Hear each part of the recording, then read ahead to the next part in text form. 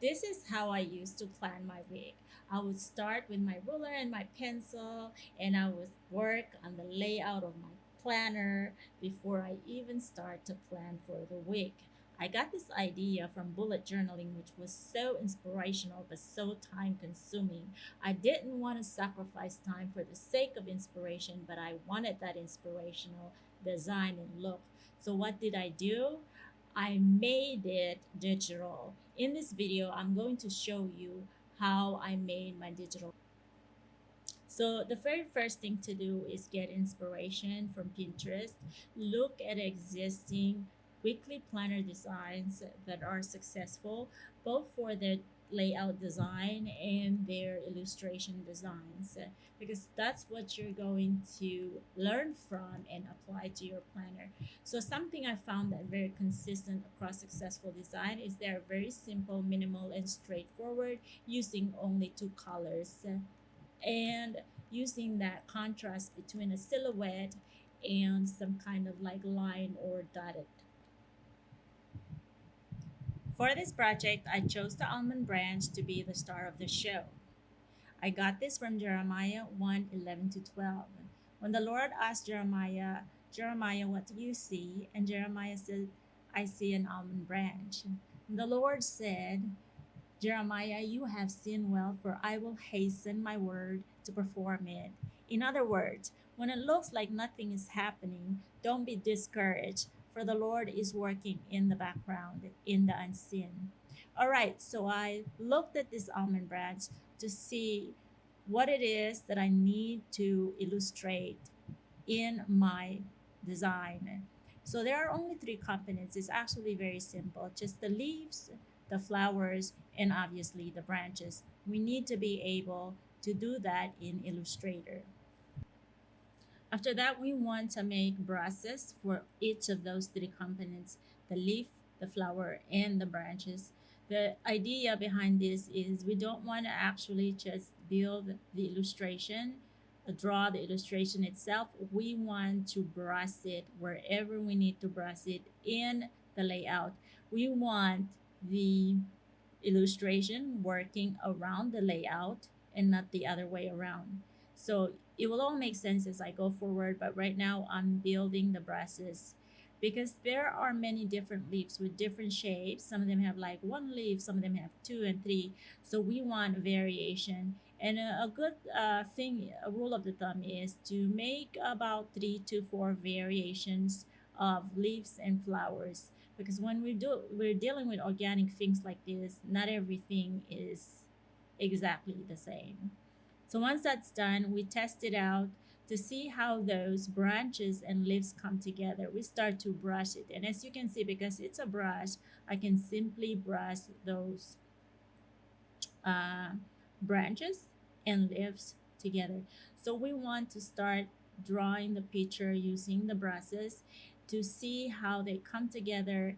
Is it working together as we imagined, as we intended it to work? The next thing that we want to work on is the layout. So using rectangle shapes to make sure that each day has an allocated space. And what's good about Illustrator is that you're able to align these things using those quick tools in the property. And so you're making sure that you have a good amount of spacing for your days, your notes, and anything that you need for the given space.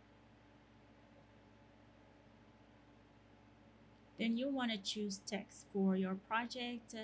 For this particular one, because I want to mimic a journal, I'm looking for something hand drawn or calligraphy style. So just take a whole bunch of them, roughly about 5 to 6 or even 7 type of fonts, and play with them and see which one goes well with your project.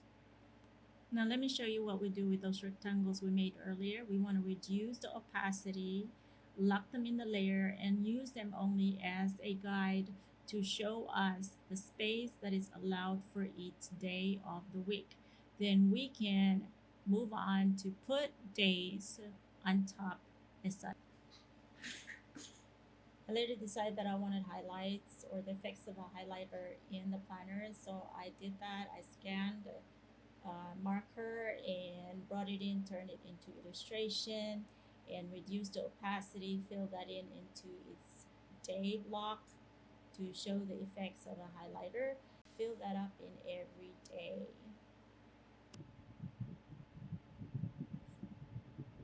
Now comes the exciting part. We get to color our illustration. I hop into Adobe Colors to explore different colors using images of the actual item. Like for this one is images of almond branches, and then I test those out in Illustrator to see how they would look. I recommend no more than 5 colors. It gets a little too crazy when there's too much colors going on. All right, keep in mind that these colors will not only be used for the illustration, but also for the whole theme of the planner, from cover to the content to the back cover. Take those colors into illustration and test them. See how they look with your illustration. Color selection, then you move back to the layout, bring in the illustration itself, and start to color it to see how everything comes together. As you can see, we're still working in Illustrator because we want to make sure that if there's anything that need readjustment as far as layout, illustration, color, we want to do that now. And so we're working with it and zooming in and out to see how everything fits, how everything are working together within the space.